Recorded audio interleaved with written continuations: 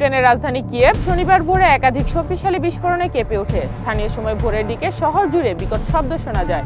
কর্তৃপক্ষ সতর্ক করে দিয়ে বলেছে, ইউক্রেনের রাজধানীতে ক্ষেপণাস্ত্র হামলা চালিয়েছে রাশিয়া।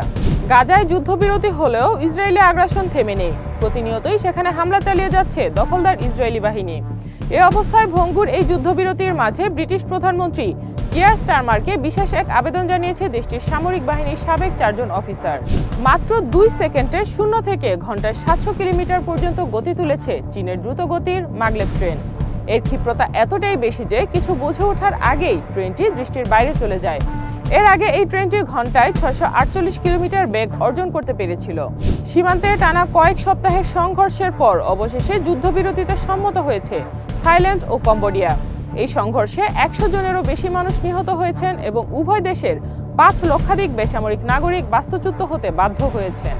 ইউক্রেনের প্রেসিডেন্ট ভলোদিমির জেলেনস্কি ও তার ইউরোপীয় সমর্থকরা শান্তি পরিকল্পনা ব্যাহত করার চেষ্টা করছেন বলে অভিযোগ করছে রাশিয়া।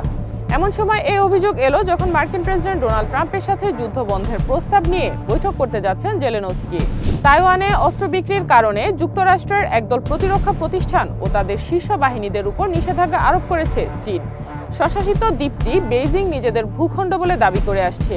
সেই ইস্যুতে ওয়াশিংটনের সমর্থনের বিরুদ্ধে এটি সর্বশেষ পদক্ষেপ। আন্তর্জাতিকভাবে স্বীকৃত ইয়েমেনের সরকার সৌদির নেতৃত্বাধীন জোটের কাছে সামরিক সহায়তা চেয়েছে।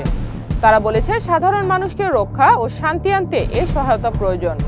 2015 সালে রাজধানীর সানা সহ ইয়েমেনের অর্ধেক অংশ দখল করে ফেলে ইরান সমর্থিত হাউসি বিদ্রোহীরা। গ্রিসের উপকূল থেকে 131 জন অভিবাসীকে উদ্ধার করেছেন দেশটির উপকূলরক্ষীরা। শনিবার ক্রিট দ্বীপের কাছ থেকে একটি মাছ ধরার নৌকা থেকে তাদের উদ্ধার করা হয়। এ নিয়ে গত 5 দিনে এই অঞ্চলে সমুদ্র থেকে 840 অভিবাসীকে উদ্ধার করা হলো। যুক্তরাষ্ট্রে বড়দিনের ছুটির মৌসুমে ভয়াবহ তুষারঝড় ও বৈরী আবহাওয়ায় দেশটির অভ্যন্তরীণ ও আন্তর্জাতিক রুটের অন্তত 1500টি ফ্লাইট বাতিল করা হয়েছে।